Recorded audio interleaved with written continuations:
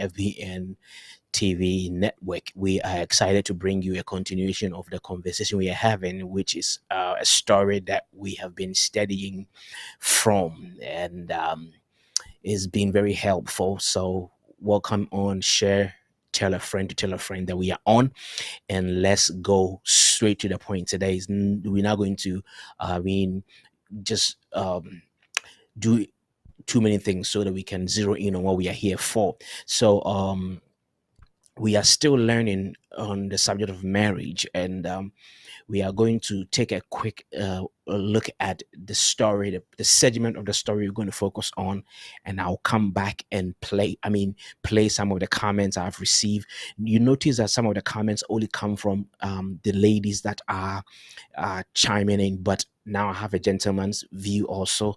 So I'm going to play a few of those audio, and then I will give you the 3 laws out of the storyline, and we will wrap it up. But this is I Talk with Pastor Kwame. We are on FBN, and I want you to share it. If you are with us, share it and connect. Those of you who are in the class, if you get an opportunity to come on, I would definitely acknowledge you. But we are going to go straight into the story, and I'll be back to play the comments. Stay tuned. This is I Talk with Pastor Kwame. God bless you.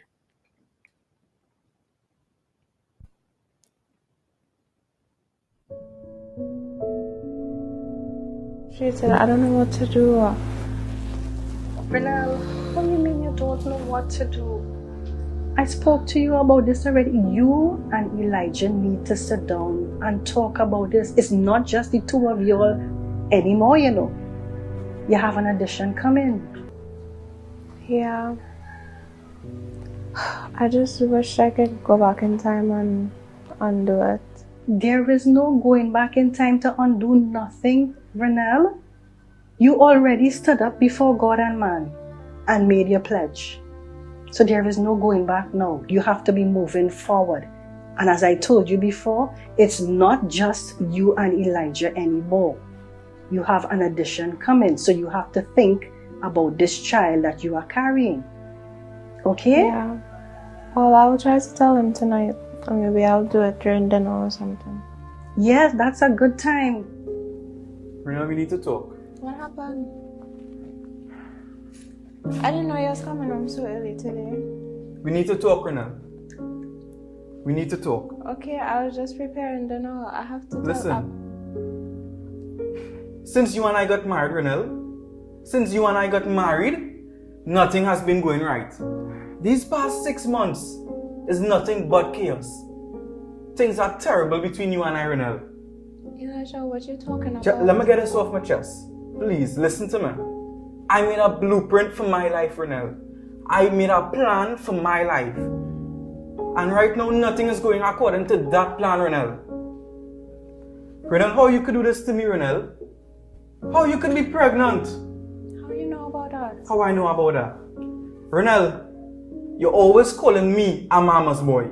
But as soon as things go bad between you and I, you're quick to go and tell your mommy all the business. From when we don't talk, and now you're telling her that you're pregnant? You told her this before you even told me, Renelle. Elijah, I was going to tell you today. You was going to tell me today. All of these things. You was going to tell me. Renelle, I cannot take care of a child. How you could allow this to happen? How I could allow this to happen? How I could allow this to happen? I got pregnant by myself? You wasn't supposed to be taking precautions, Renelle. I taking precautions. You wasn't taking precautions, Elijah. Why are you trying to make this my fault? Renelle, I cannot afford a child right now. I can't, Renelle. It's milk, pampers, clothes. Renelle, a baby, you will take care of that.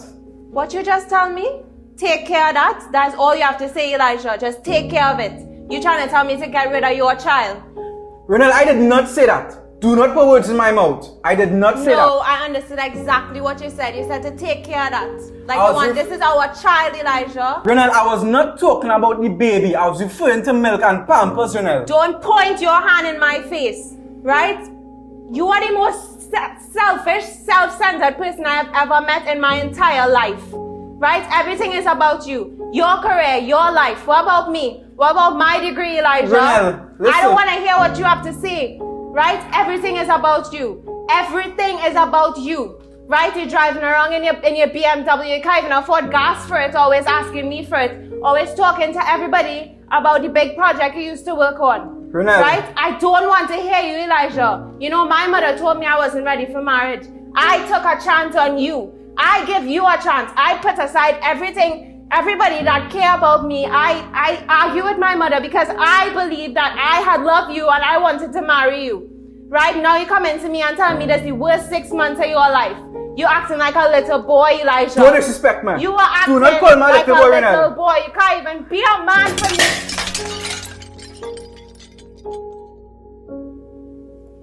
You have issues, right? But if I have to do this by myself, I'll do this by myself. Renelle. Don't touch me. Renelle, Don't talk to me. did not... I don't want to hear it, right? This is not in your plans. I don't care. Deal with it.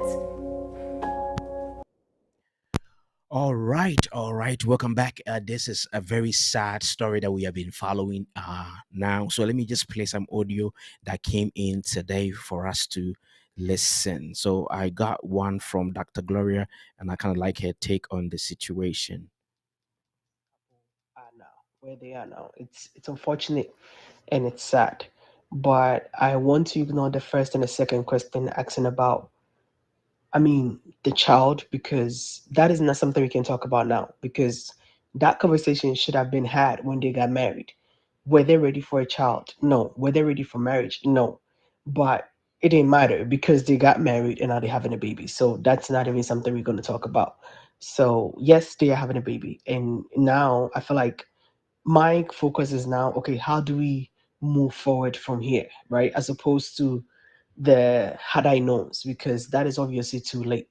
And I still believe that God can turn anything around, and any situation can be turned around if the two people are determined enough.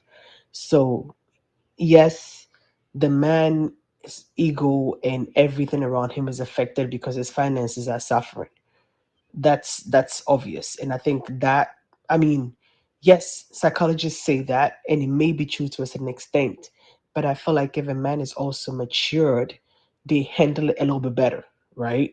So the fact that psychologists say that certain things are going to happen to us because it happens to a lot of people doesn't mean that we have to allow it to happen to us. There are people that always beat the odds.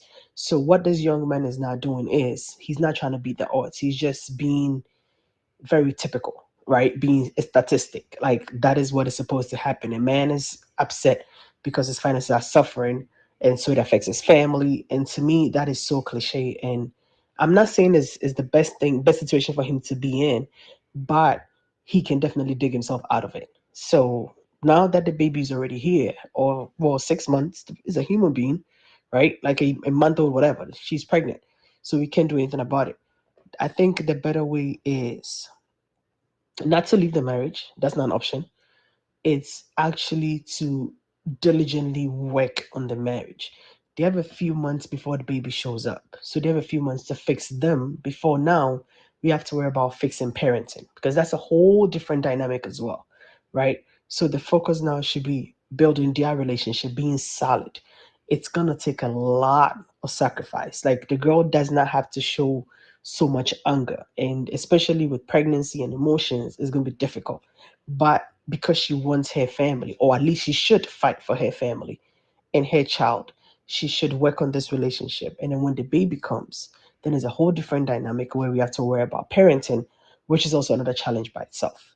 So we can only wish them luck because it's just, unfortunately, it's just getting harder. It doesn't get easy from here, but you can still work through it. If In my opinion, it's never advisable for a mother to advise the child to walk away when things get tough.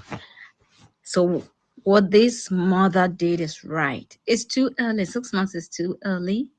So she just had to advise her daughter to be patient, to manage the situation until it's unbearable.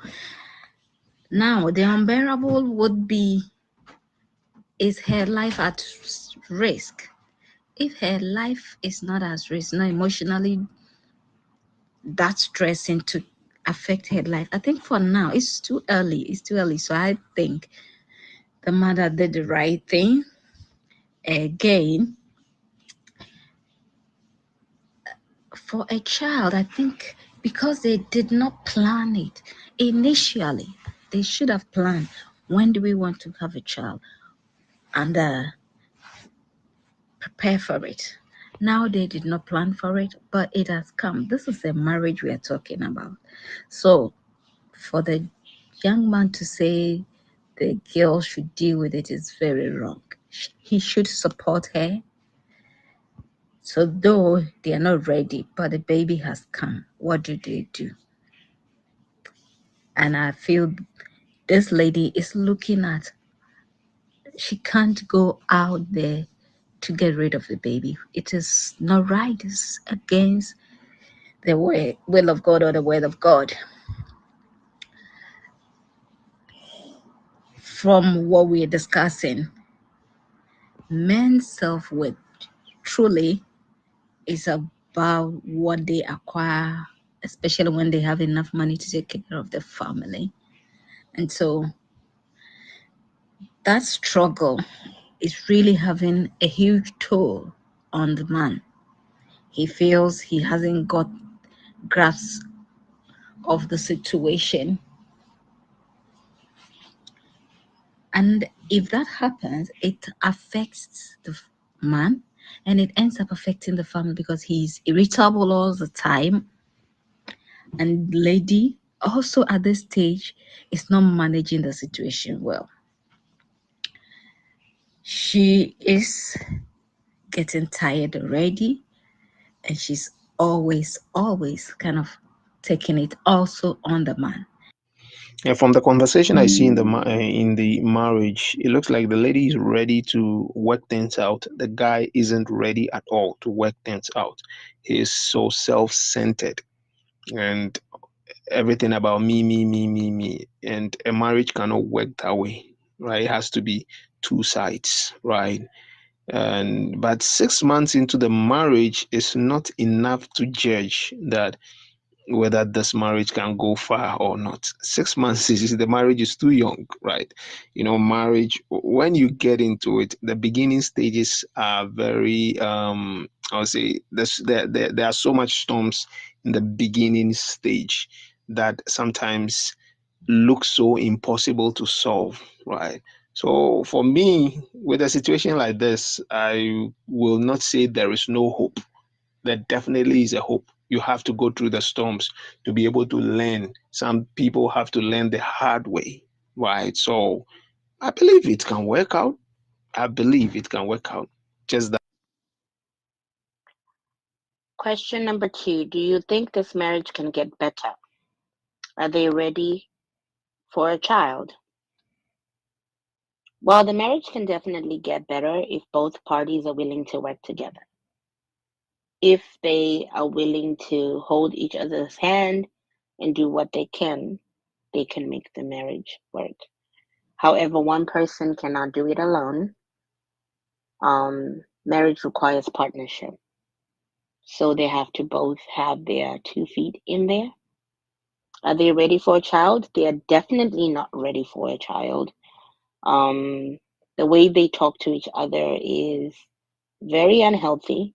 So the environment is definitely not going to be healthy for the child, which means that the two of them have a lot of growing up to do, quick growing up. They do need to mature real quick and work on how they talk to each other. All right, so these are very impressive. I mean, my people are always on point. Good things that you're sharing. Let me check on Facebook to see if I have any comment, and then I'll play some more, and then I'll wrap it up. So if I discipline myself like this, the show will be very fun. I don't talk too much, and then I let all the people who I have given the assignment to talk. All right. So my producer, is he crying or happy? What is my producer saying? So when he got, he said what he said. He said when he I can't read that one. I don't think it's allowed to be read. All right. So, unfortunately, uh, I don't have any comment here yet. But this is what we are looking at here.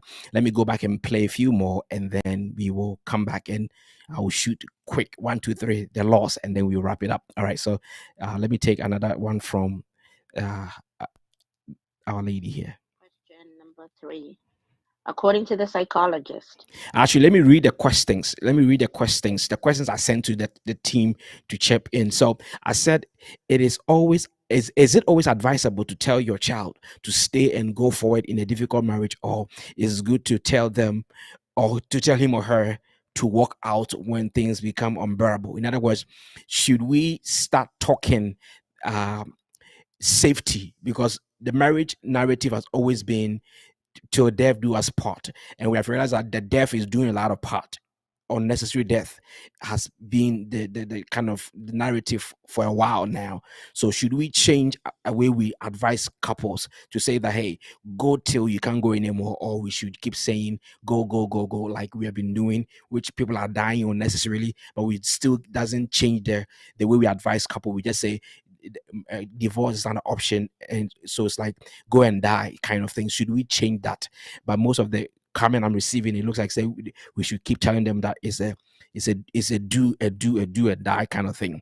All right, and the question two was like, do you think this marriage can get better? Are they ready for a child? So I was just analyzing the situation from the video.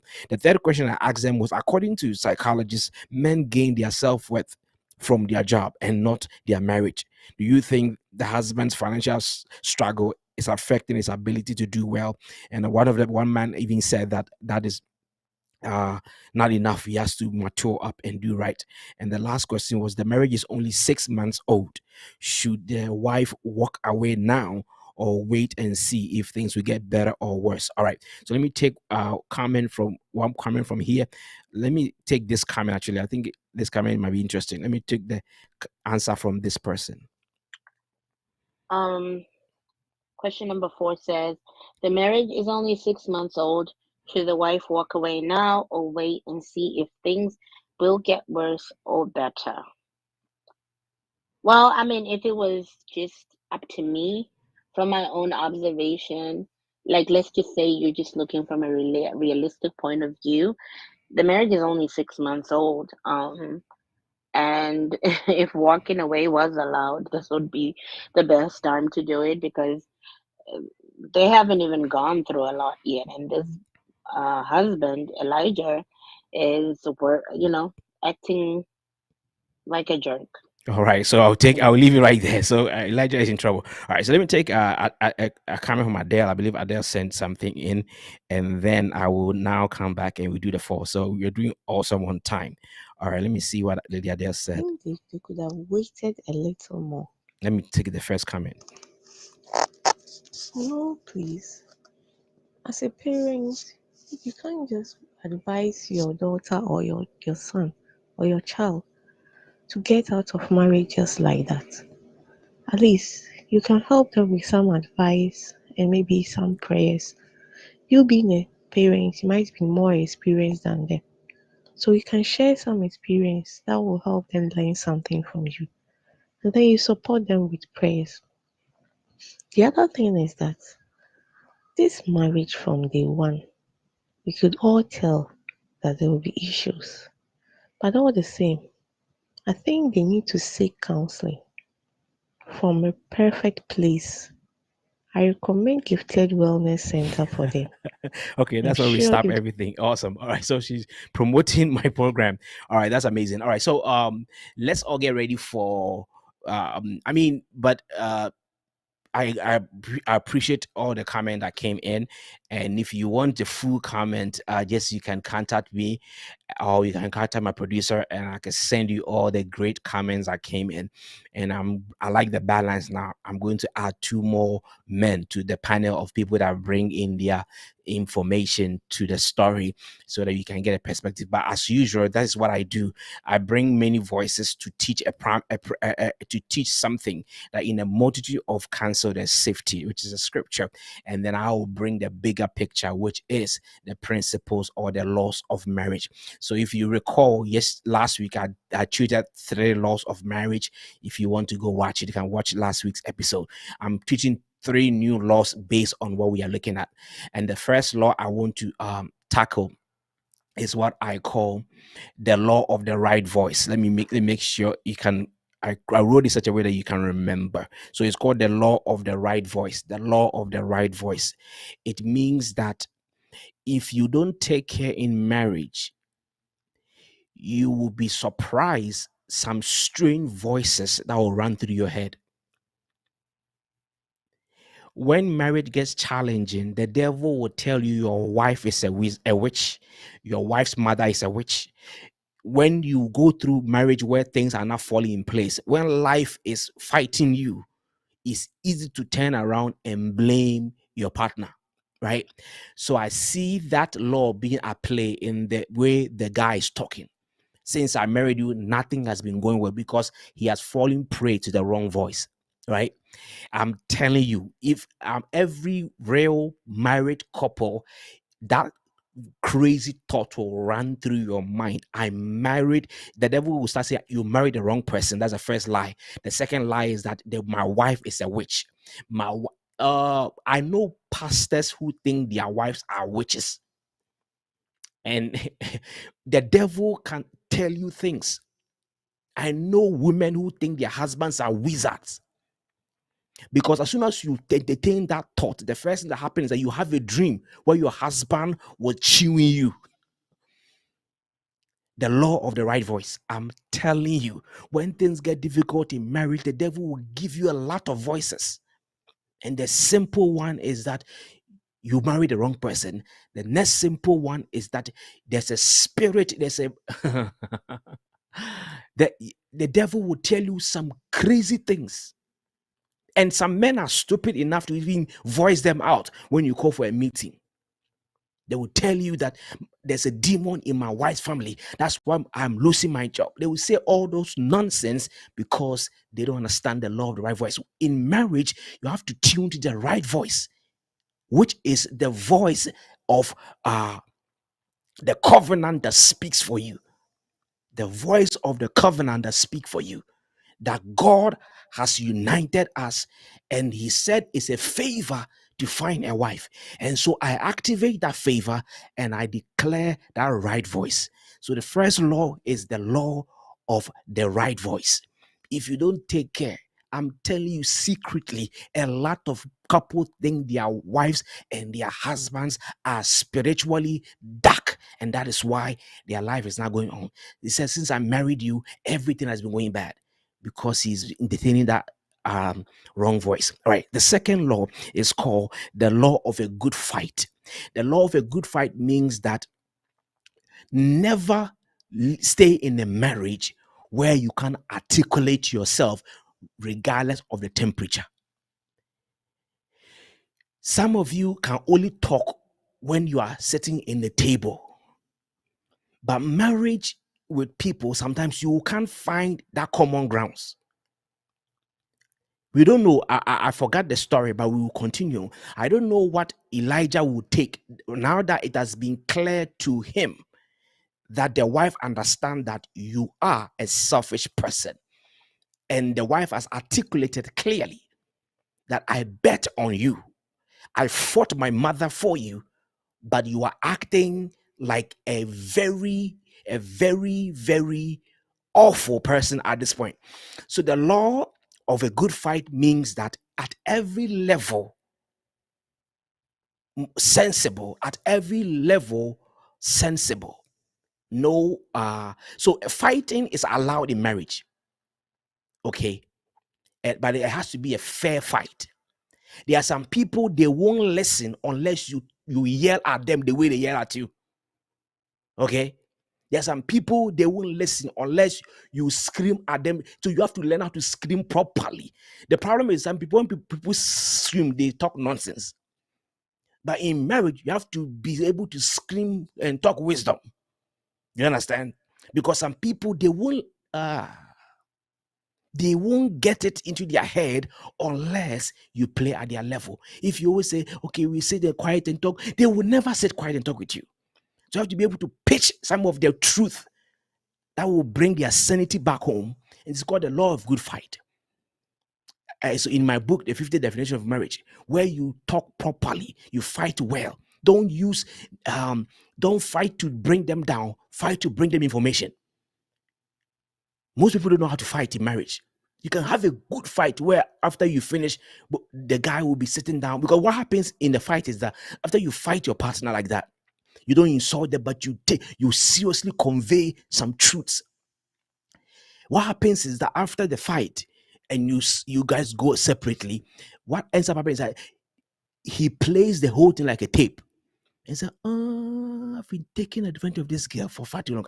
Because when people are being self-centered, they don't see. Most of the time, when marriages are falling apart, by the time they are go their separate ways, the guy didn't see the harm he was causing. The girl didn't see the harm she was causing. That is because they were waiting for them to have a good time to talk. There are times you will never have a good time to talk. You understand? So the law of good fight means I learn how to fight positively. Do you understand? Don't see, in a good fight, you don't attack the person. You bring awareness to the situation. You understand that? You make them understand how you feel about the way they are behaving. And you see, some people cannot hear boko. You feel me? Sometimes I know a woman who actually this one I'm not supposed to say it though. So I didn't say it, and you didn't hear from me. The only man and sanity and so I'm not saying, but I didn't say that. Police that cut that part out. Okay. What I'm saying is that there are sometimes you have to be constructive in your fight. You understand? To let them snap out of anything that they are dealing with. So the key on the point of good fight is that always learn how to speak so that your speech doesn't damage, but your speech delivers. Like when you are casting something out, say, come out, come out. You are forceful, but you are doing something positive. So when you are upset, speak well, seriously. Don't insult, don't start talking profane. That is a bad fight. When you're upset, articulate yourself well. Learn how to. So I'm thinking I'm dragging this too much, but the point is that know how to talk constructively when it's a nice, stable talk. Know how to talk constructively when tempers are high, and that's difficult because when tempers are high, your thinking goes low. But if you're going to succeed in this thing called marriage, know how to speak truth without insulting, even when you are upset. Do you understand that? That's called the law of good fight. Else they will never listen. I don't. I'm sure Elijah, something is now clicking. That I'm harming this girl deeper than I thought, but I've always been thinking about myself. All right. Lastly, and the last law, and then we wrap up, is called the law of internal and external support, right? Every marriage that doesn't have internal and external support will not work. You understand that? Because I told you that, okay, I didn't tell you, so let me tell you now. It takes God for marriage to work, right? And you say, Pastor, how about marriages that work but they don't know God? It is impossible for marriage to work if they don't know God.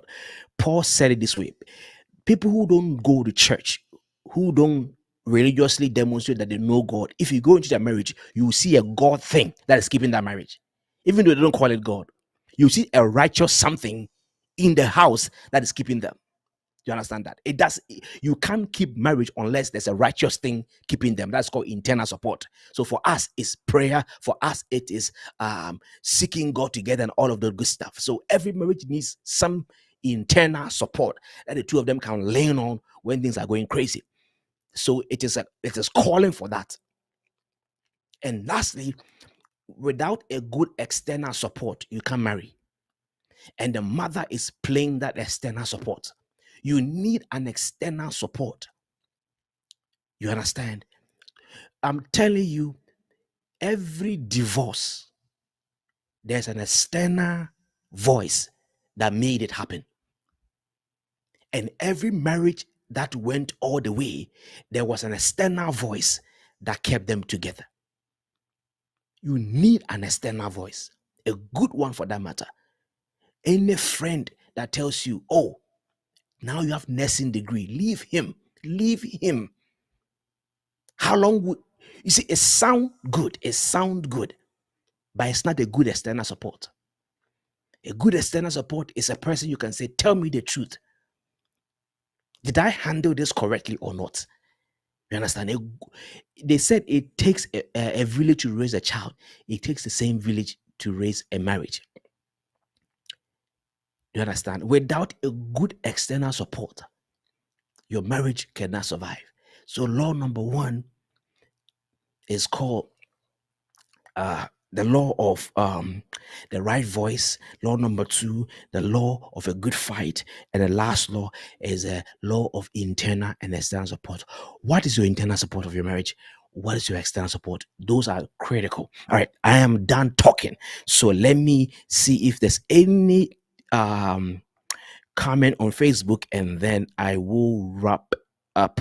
Producer, if you didn't type it, then you didn't type it. If you typed it, then that's good. But I'll open up for question if there's any question, and then I will wrap up.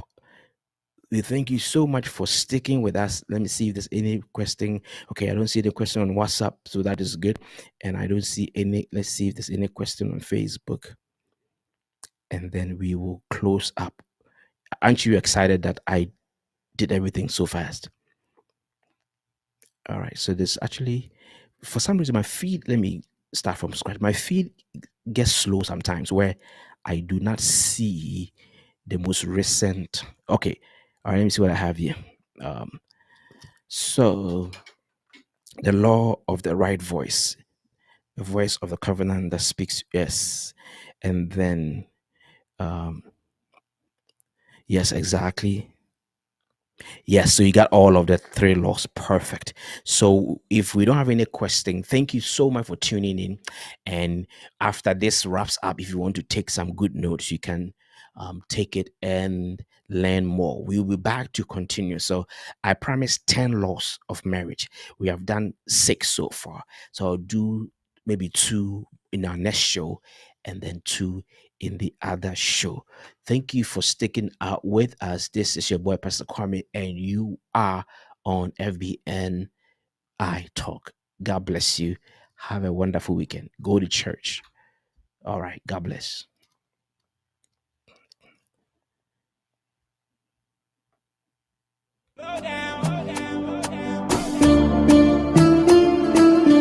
Yeah. Surely we're on the track, y'all. God is faithful, you heard?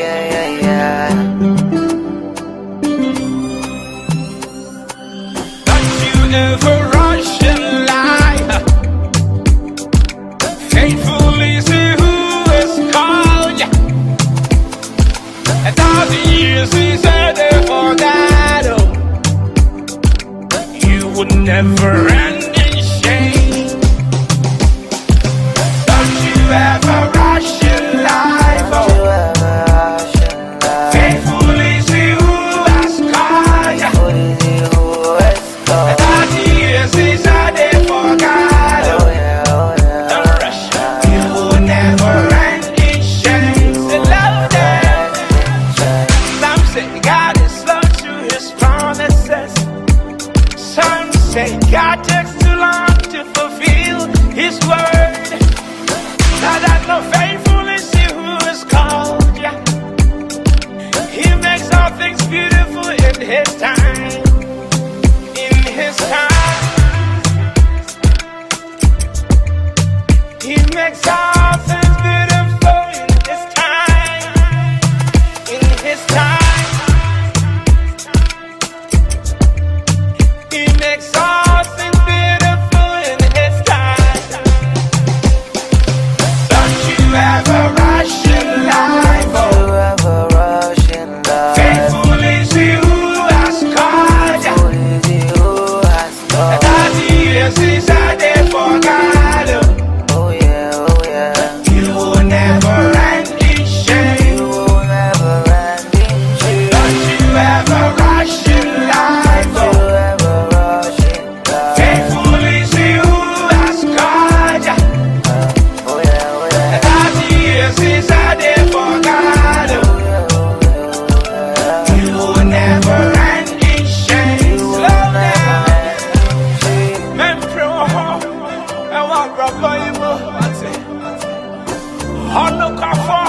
Hanu na wa frawo. Evia pem. Yane dabrunti. Ama wanim. Henga say. Young children say. So many things they happen for this world. The other day somebody say God no day. Another day another person say he be like say God the plan. You know they see what they happen. That does they want. If these people know who they talk about, then go close their mouth. But this my God, no they lie, you know they sleep, you know they slumber. I do one day for you, Baba. It's okay, everything is gonna be okay. It's alright.